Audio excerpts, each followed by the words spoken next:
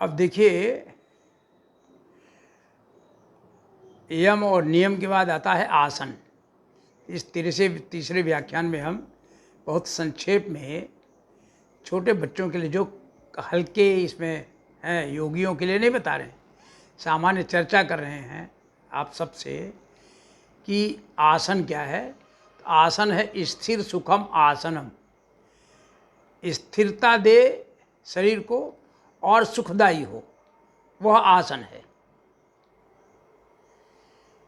तो पुराने ग्रंथों में तो है आसन कितने हैं, कहा जितनी तरह की योनियां हैं। और बड़ा आश्चर्य लगता है, एक योनि मकर है तो मकर आसन हो गया, एक योनि मत्स्य है तो मत्स्यासन है, एक सर्प है तो सर्पासन है, भुजंगासन है, एक मेढक है तो मेढक के नाम से मेढक के लिए आसन है। हाँ? तो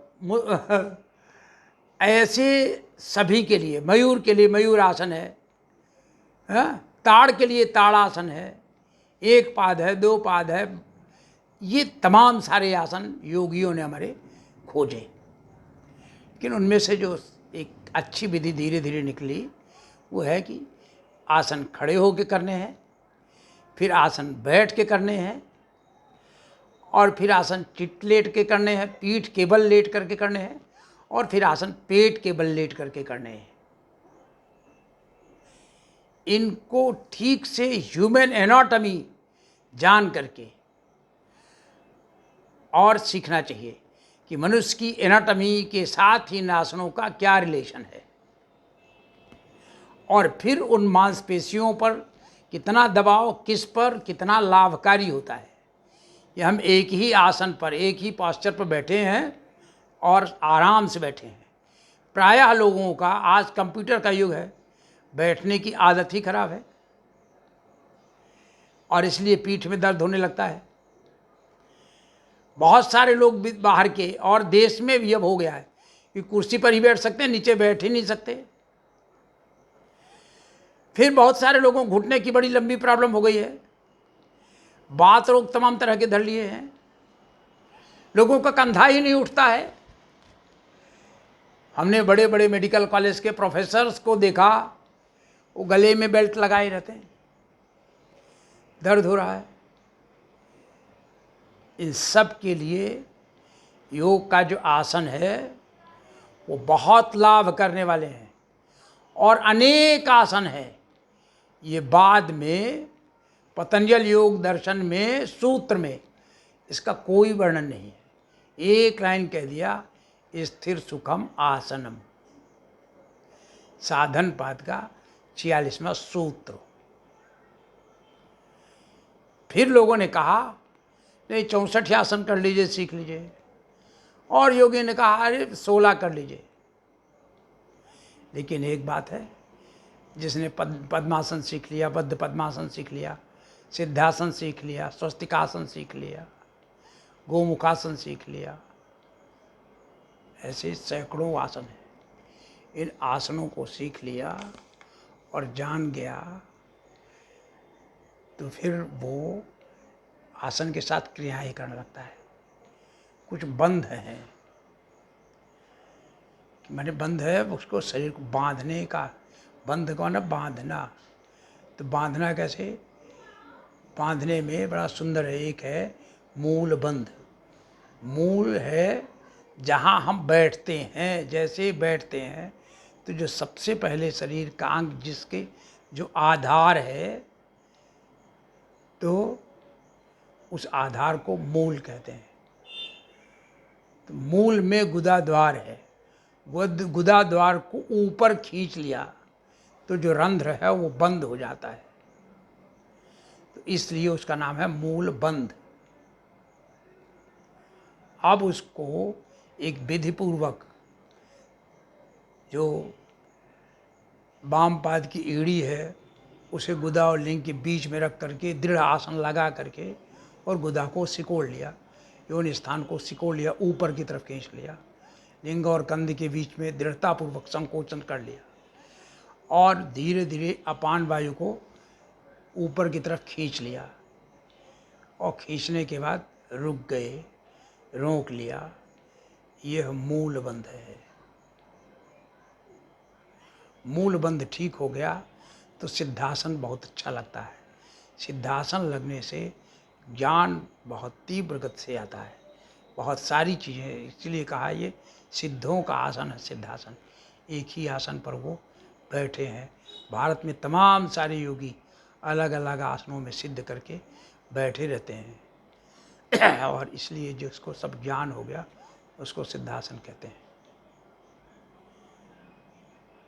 इस मूल बंध से अपान वायु जो ऊपर की तरफ चलती है वो उससे प्राण वायु की एकता होती है। इसलिए योग में 5 तरह के प्राण बताए गए हैं। लाइफ साइंस में इस पर बहुत गंभीरता से रिसर्च करना चाहिए कि 5 प्राण क्या हैं। प्राण है, अपान है, समान है, व्यान है, उदान है। मैं बहुत कम जानता हूँ, लेकिन लाइफ साइंस जिंदगी भर पढ़ते रहे और 5 तरह के प्राण नहीं समझ पाए।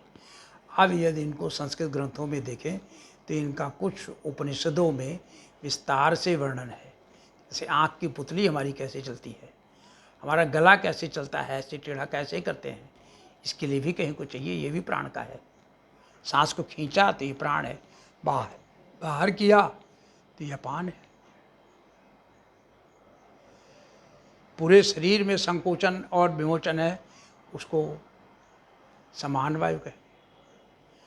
ये इसको और गहराई से समझना है। एक एक प्राण को एक एक तरह के पर बहुत चिंतन करना, सोचना, समझना, मॉडर्न साइंस के साथ उनके परिवर्तन को देखना, तो मानव जीवन को अधिक सुखमय बनाया जा सकेगा। कुंडलनी जागरण भी होता है इसे, कोष्ठबद्धता जो होती है, जठराग्नि प्रदीप्त होती है, ऊर्ध्वरेतस मनुष्य होता है, तो ये इससे मनुष्य सुखी होता है, संपन्न होता है, दीर्घायु मिलती है। ये है मूल बंध। एक दूसरा बंध है उड्डयन बंध।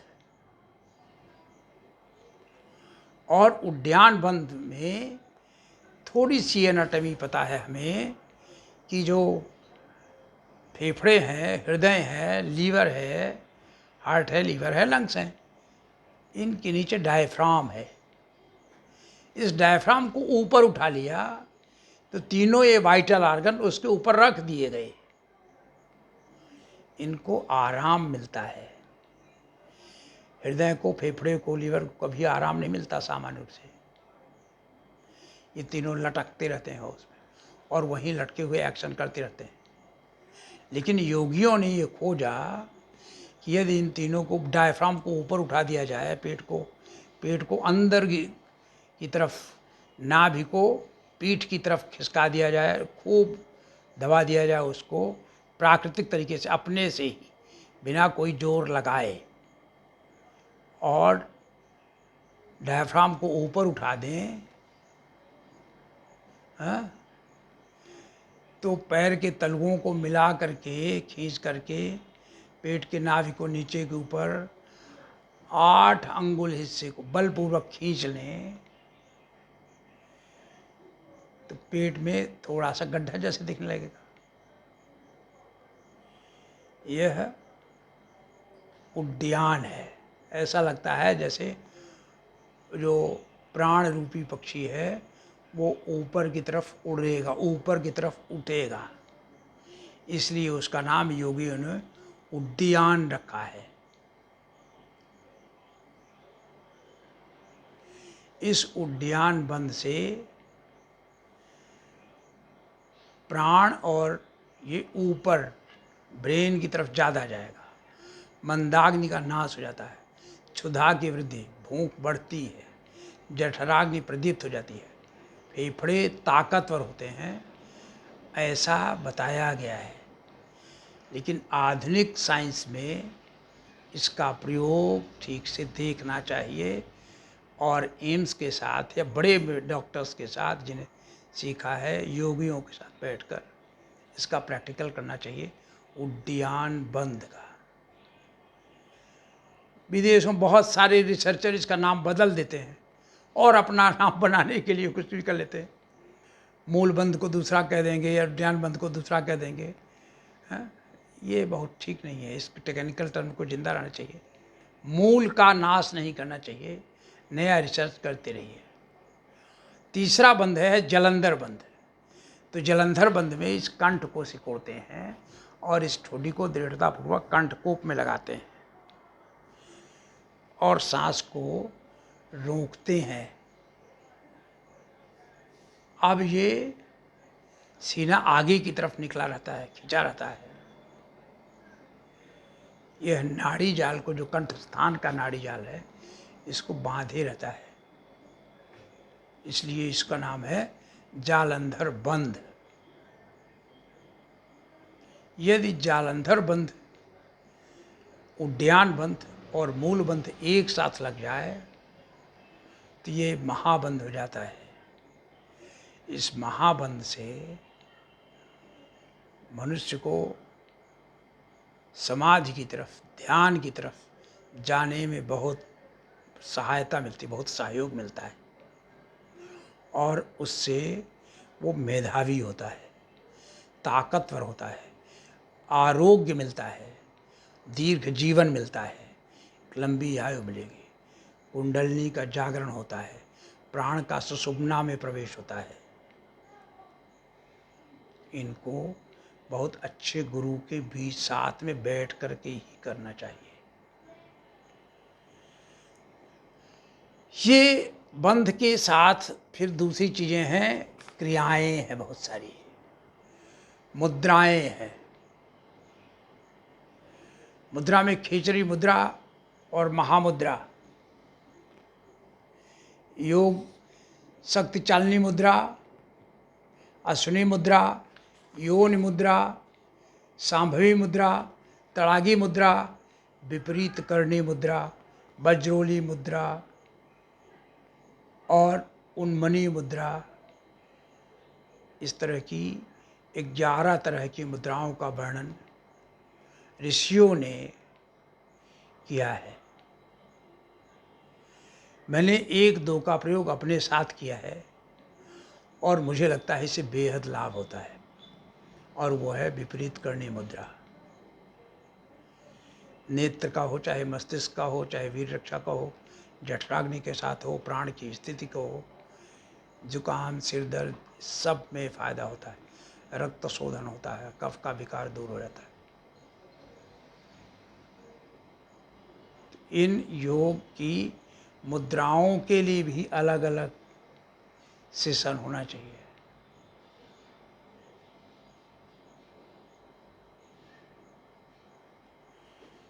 तो मुद्रा हैं, क्रियाएं हैं, बहुत सारे आसन हैं, सैकड़ों आसन है, सिद्धासन है, गोमुखासन है, आकर्ण धनुरासन है, नासाग्र स्पर्शासन है, पश्चिमोत्तान आसन है, द्विपाद चक्रासन है, उत्थित पद्मासन है, तमाम सारे हैं। हृदय स्तंभनासन है, उत्तान पादासन है, द्विपाद चक्रासन है, उत्थित द्विपादासन है। ऐसे आसनों की कमी नहीं है और आजकल लोग आसन पर ही ज़्यादा ध्यान दे रहे हैं। आसन से शरीर में लचीलापन आता है और धीरे धीरे कहें तो काफ़ी लंबी आयु भी मिलती है। सर्वांगासन बेहद फ़ायदा करता है और तमाम सारे आसन फ़ायदा करते हैं। इससे शरीर पर नियंत्रण रहता है, शरीर में हल्कापन रहता है। ये सब करने चाहिए। तो इन आसनों के बाद जो है यम नियम आसन, फिर प्रत्याहार, इनको समझना चाहिए। इतना यदि कर लें तो योग में फिर अंतरंग योग के लिए तैयारी होती है। आइए आज जितना ही देख लेते हैं। सैकड़ों आसन में किसको किसको बनाए, कभी इनका चित्र आपको दिखा करके समझा देंगे कि कितने कितने हैं।